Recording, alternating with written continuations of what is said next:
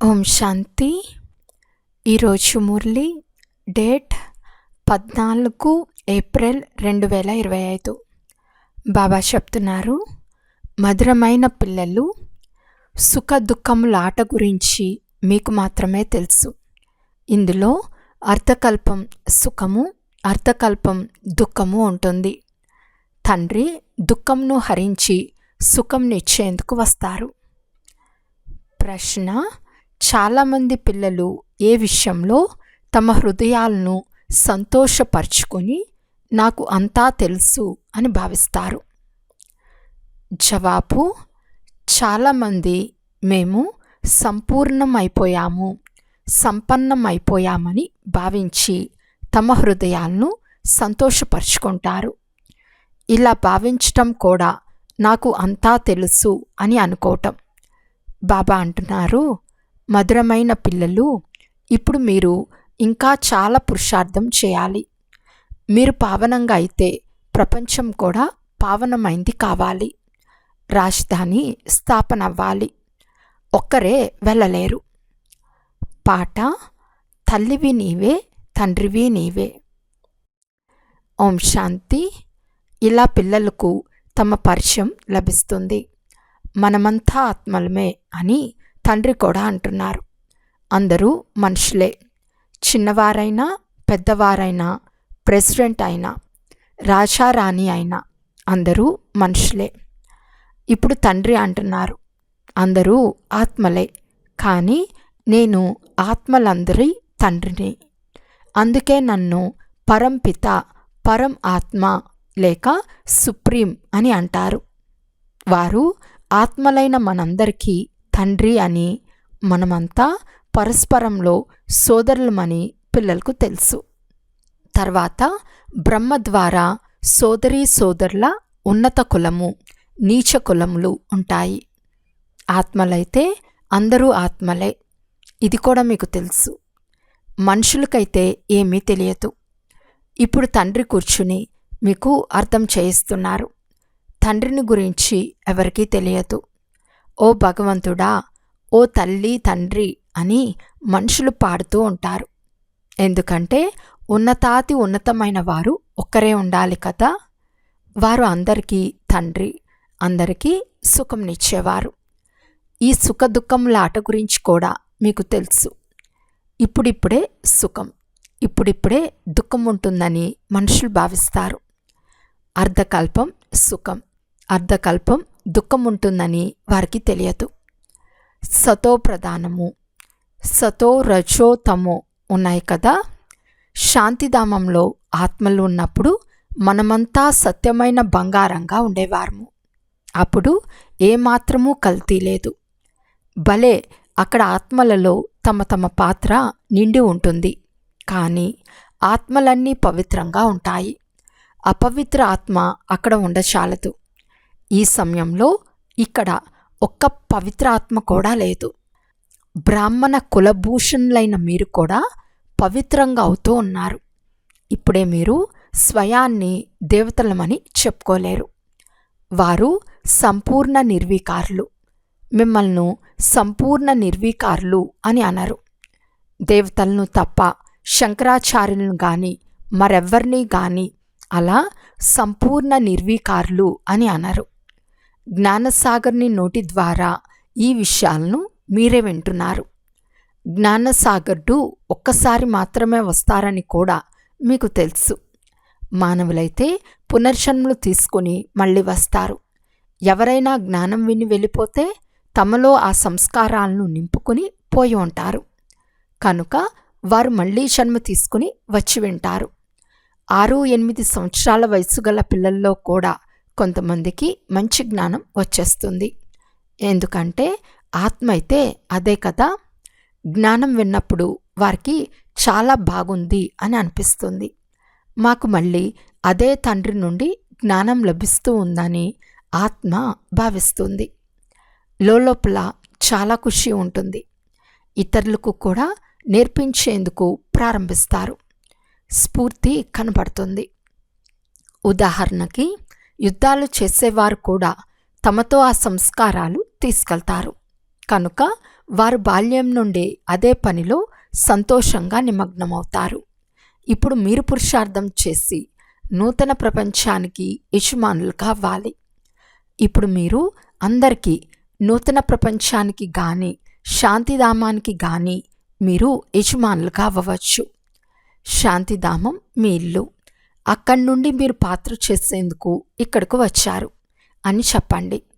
ఆత్మల గురించే తెలియనందున ఇది కూడా ఎవరికీ తెలియదు. మనము నిరాకార ప్రపంచం నుండి ఇక్కడికి వచ్చామని కూడా ఇంతకుముందు తెలియదు. మనమంతా బిందువులము. బురుకుటి మధ్య ఆత్మ నక్షత్రం ఉంటుందని సన్యాసులు అంటారు. అయినా బుద్ధిలో పెద్ద రూపమే వచ్చేస్తుంది. శాలిగ్రాములు అని అన్నందున పెద్ద రూపంగా భావిస్తారు. ఆత్మలు శాలిగ్రామాలు. యజ్ఞంను రచించినప్పుడు అందులో కూడా పెద్ద పెద్ద శాలిగ్రామాలను తయారు చేస్తారు. పూజ చేయనప్పుడు శాలిగ్రామం యొక్క పెద్ద రూపమే బుద్ధిలో ఉంటుంది. ఇదంతా అజ్ఞానమని తండ్రి అంటున్నారు. జ్ఞానం వినిపించేది నేను ఒక్కర్నే. నేను తప్ప ఈ ప్రపంచంలో మరెవ్వరూ వినిపించలేరు. ఆత్మ ఒక్క బిందువని, అలాగే పరమాత్మ కూడా ఒక బిందువేనని ప్రపంచంలో ఎవ్వరూ అర్థం చేయించరు. వారు అఖండ జ్యోతి స్వరూప బ్రహ్మ అని అంటారు. బ్రహ్మతత్వంను భగవంతుడని భావిస్తారు. మళ్ళీ స్వయాన్ని కూడా భగవంతుడని చెప్పుకుంటారు. పాత్ర చేసేందుకు చిన్న ఆత్మరూపంలో భూమిపైకి వచ్చామని, మళ్ళీ పెద్ద జ్యోతిలో లీనమవుతామని అంటారు. లీనమైతే తర్వాత ఏముంది? పాత్ర కూడా లీనమైపోతుంది. ఇది పెద్ద తప్పు. ఇప్పుడు తండ్రి వచ్చి సెకండ్లో జీవన్ముక్తిని ఇస్తారు. మళ్ళీ అర్థకల్పం తర్వాత సీడీ దిగుతూ జీవన బంధంలోకి వస్తారు. మళ్ళీ తండ్రి వచ్చి జీవన్ముక్తులుగా చేస్తారు. అందుకే వారిని సర్వుల సద్గతి దాత అని అంటారు. పతిత పావనుడైన తండ్రిని మాత్రమే స్మృతి చేయాలి. వారి స్మృతి ద్వారానే మీరు పావనంగా అవుతారు, లేకుంటే పావనంగా అవ్వలేరు. అత్యంత ఉన్నతమైన వారు ఒక్క తండ్రి మాత్రమే. చాలామంది పిల్లలు మేము సంపూర్ణం అయిపోయామని భావిస్తారు. తమ హృదయాన్ని సంతోషపరుచుకుంటారు. దీనిని కూడా మియా మిట్టుగా అవటమని అంటారు. బాబా అంటున్నారు, మధురమైన పిల్లలు, ఇంకా మీరు చాలా పురుషార్థం చేయాలి. పావనంగా అయితే మీ కొరకు ప్రపంచం కూడా పావనమైనది కావాలి. ఒక్కరే అయితే వెళ్ళలేరు కదా. వేగంగా కర్మాతీత అవ్వాలని ఎవరు ఎంతగా ప్రయత్నించినా అవ్వలేరు. రాజధాని స్థాపన అవ్వాలి. విద్యార్థి ఎంత తెలివిగలవాడైనా పరీక్షలైతే వాటి సమయానికే జరుగుతాయి కదా. పరీక్షలు త్వరగా రమ్మంటే రావు. ఇది కూడా అలాగే జరుగుతుంది. సమయం వచ్చినప్పుడు మీ చదువు యొక్క రిజల్ట్ వెలువడుతుంది. ఎంత మంచి పురుషార్థులైనా మేము పూర్తిగా తయారయ్యామని చెప్పలేరు. 16 కళ సంపూర్ణంగా ఇంతవరకు ఏ ఆత్మ తయారవ్వలేదు. అందుకు చాలా పురుషార్థం చేయాలి. మేము సంపూర్ణమైపోయామని మీ హృదయాలను సంతోషపరచుకోకండి. అలా అవ్వరు. సంపూర్ణమయ్యేది అంతంలోనే. చిలక వలె అవ్వరాదు. రాజధాని అంతా స్థాపన అవ్వాలి. ఇక కొంత సమయం మాత్రమే ఉందని అర్థం చేసుకుంటారు. మిసైల్స్ కూడా తయారయ్యాయి. ఇవి తయారు చేసేందుకు కూడా మొదట సమయం పడుతుంది, తర్వాత అభ్యాసమైపోతుంది. కనుక వెంటనే తయారు చేస్తారు. ఇది కూడా డ్రామాలో నిర్ణయించబడే ఉంది. వినాశనం కొరకు బాంబులు తయారు చేస్తూ ఉంటారు. గీతలో కూడా ముసలము అనే పదం ఉంది. శాస్త్రాల్లో కడుపు నిండా ఇనుప ముసలం పుడుతుంది అని రాశారు. ఇవన్నీ అసత్యపు మాటలు కదా.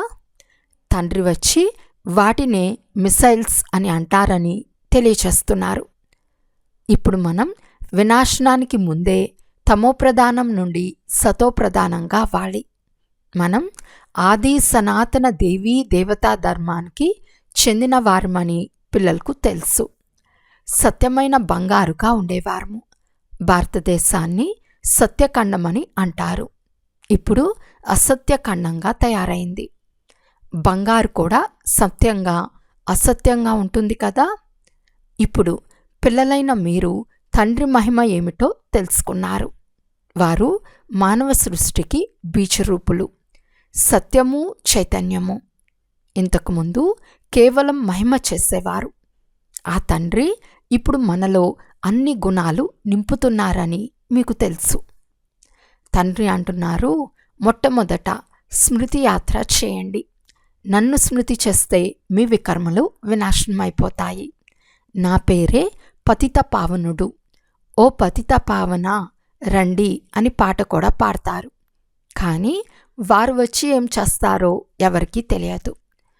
ఒకే సీత ఉండదు కదా. మీరంతా సీతలే. తండ్రి పిల్లలైన మిమ్మల్ని అనంతంలోకి తీసుకెళ్లేందుకు అనంతమైన విషయాలు వినిపిస్తారు.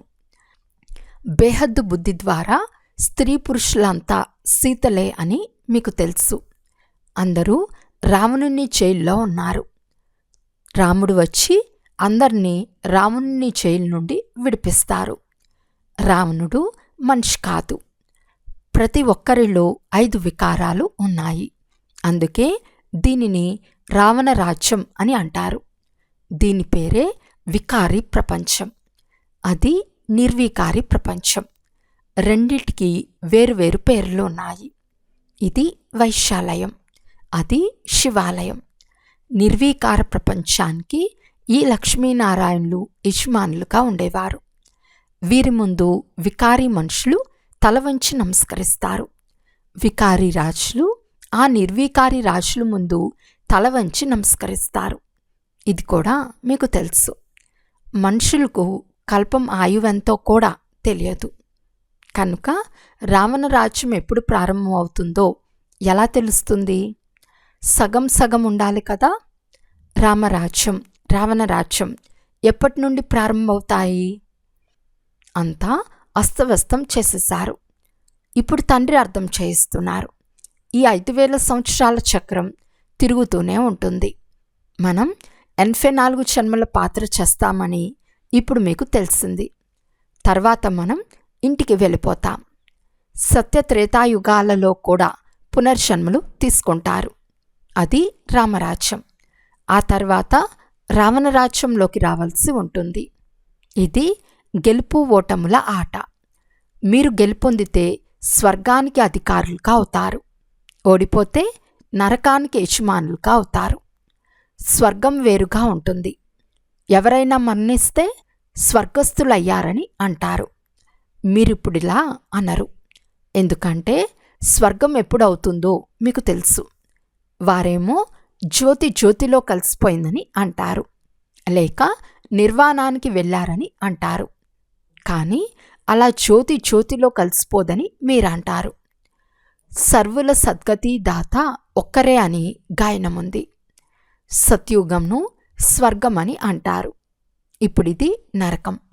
ఇది భారతదేశపు మాటే. అంతేకాని పైన ఏ స్వర్గమూ లేదు.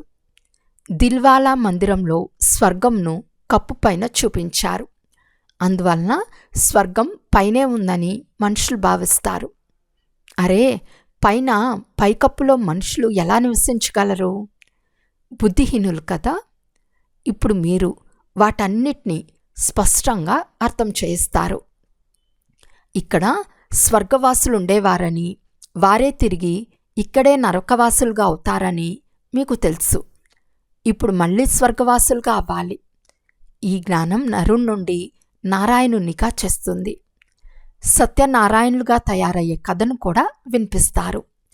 సీతారాముల కథ కాదు, ఇది నరుణ్ నుండి నారాయణునిగా అయ్యే కథ. లక్ష్మీనారాయణుల పదవి సర్వశ్రేష్టమైనది. సీతారాములలో 2 కళలు తగ్గిపోతాయి. శ్రేష్ఠ పదవిని పొందుకునేందుకు పురుషార్థం చేయబడుతుంది. ఒకవేళ పురుషార్థం చేయకపోతే వెళ్ళి చంద్రవంశస్థులుగా అయిపోతారు. భారతవాసులు పతితులుగా అవ్వగానే తమ ధర్మంనే మర్చిపోతారు.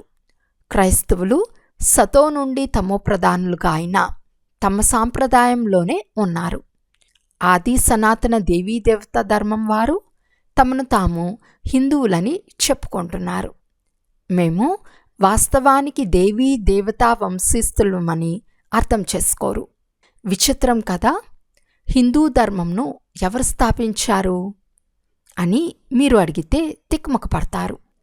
దేవతల పూజ చేస్తున్నారు అంటే దేవతా ధర్మం వారని అర్థం కదా. కానీ అర్థం చేసుకోరు. ఇది కూడా డ్రామాలో రచింపబడింది. మీ బుద్ధిలో పూర్తి జ్ఞానమంతా ఉంది. మనం మొదట సూర్యవంశంలో ఉండేవారం, తర్వాత ఇతర ధర్మములన్నీ వస్తాయి. మనం పునర్జన్మలు తీసుకుంటూ వస్తాము. మీలో కూడా ఎవరో కొంతమందే యథార్థంగా అర్థం చేసుకుంటారు. పాఠశాలలో కూడా కొందరి బుద్ధిలో బాగా కూర్చుంటుంది, కొందరి బుద్ధిలో తక్కువగా కూర్చుంటుంది. ఇక్కడ కూడా పాస్ అవ్వని వారిని క్షత్రియులు అని అంటారు. చంద్రవంశంలోకి వెళ్ళిపోతారు. 2 కళలు తగ్గిపోతాయి కదా. సంపూర్ణులుగా అవ్వలేరు. మీ బుద్ధిలో ఇప్పుడు బేహద్ చరిత్ర, భూగోళాలు ఉన్నాయి. ఆ పాఠశాలలో హద్దులోని చరిత్ర, భూగోళాలు చదువుతారు. వారికి మూలవతనము, సూక్ష్మవతనము అంటే ఏమిటో తెలియదు. సాధు సన్యాసులు మొదలైన వారి బుద్ధిలో కూడా లేదు. మూలవతనంలో ఆత్మలుంటాయని మీ బుద్ధిలో ఉంది. ఇది స్థూలవతనము.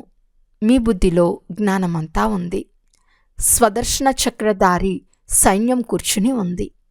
ఈ సైన్యం తండ్రిని, చక్రంను స్మృతి చేస్తుంది. మీ బుద్ధిలో జ్ఞానముంది. అంతేకాని ఆయుధాలు మొదలైనవేవి లేవు.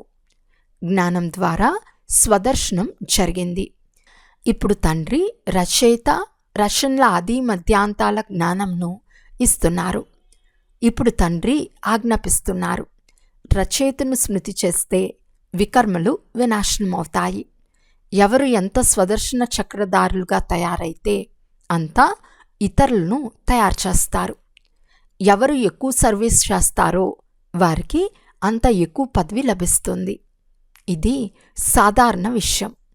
గీతలో కృష్ణుని పేరు వేయటం వలన తండ్రిని మర్చిపోయారు. కృష్ణుని భగవంతుడని అనరాదు. వారిని తండ్రి అని అనలేరు. వారసత్వం తండ్రి ద్వారా లభిస్తుంది. పతిత పావనులని తండ్రికే చెప్పబడుతుంది. వారు వచ్చినప్పుడు మనం వాపస్ శాంతిధామానికి వెళ్తాము.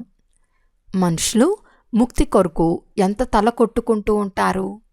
మీరు ఎంత సహజంగా తెలియచేస్తారు.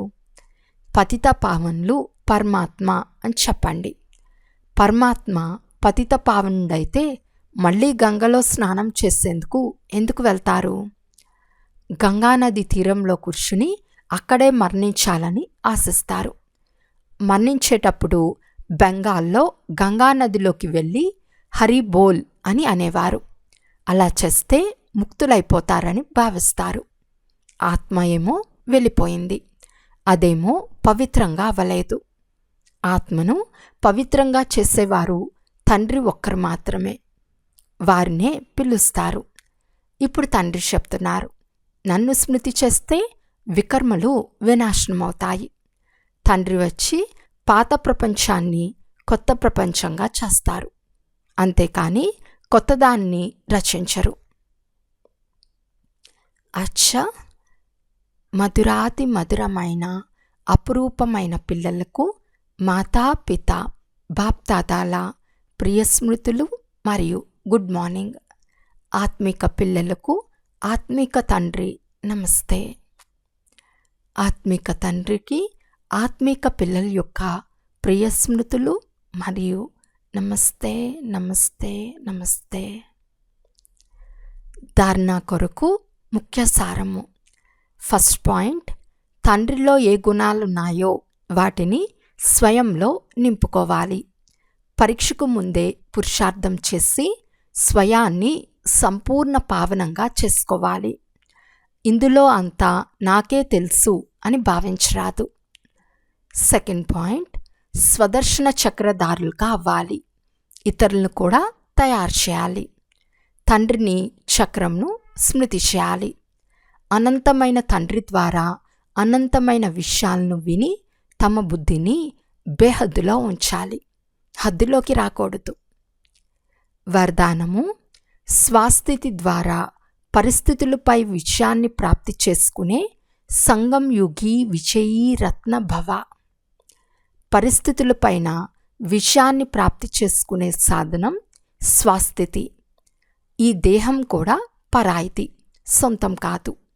స్వస్థితి మరియు స్వధర్మం సదా సుఖాన్ని అనుభవం చేయిస్తుంది, మరియు ప్రకృతి ధర్మం అనగా పరాయి ధర్మం లేక దేహం యొక్క స్మృతి ఏదో ఒక విధమైన దుఃఖాన్ని అనుభవం చేస్తుంది. కనుక ఎవరైతే సదా స్వస్థితిలో ఉంటారో వారు సదా సుఖాన్ని అనుభవం చేస్తారు. వారి వద్దకు దుఃఖం యొక్క అల రాదు. వారు సంగం యుగి విజయీ రత్నాలుగా అవుతారు. స్లోగన్: పరివర్తన శక్తి ద్వారా వ్యర్థ సంకల్పాల ప్రవాహం యొక్క ఫోర్స్ను సమాప్తం చేయండి. ఈరోజు అవ్యక్త సూచన: కంబైన్ రూపం యొక్క స్మృతి ద్వారా సదా విజయులుగా అవ్వండి. ఎక్కడ చూసినా మీరే మీరు ఉన్నారని అంటారు. మేమేం చేసినా, ఎక్కడకు వెళ్ళినా తండ్రి నా జతలో ఉన్నాడు అనగా నీవే నీవు ఉంటావు అని అంటాము. ఎలాగైతే కర్తవ్యం జతలో ఉందో అలా ప్రతి కర్తవ్యాన్ని చేయించేవారు కూడా సదా జతలోనే ఉన్నారు. చేసేవారు, చేయించేవారు ఇరువురు కంబైన్డ్గా ఉన్నారు. అచ్చా. ఓం శాంతి.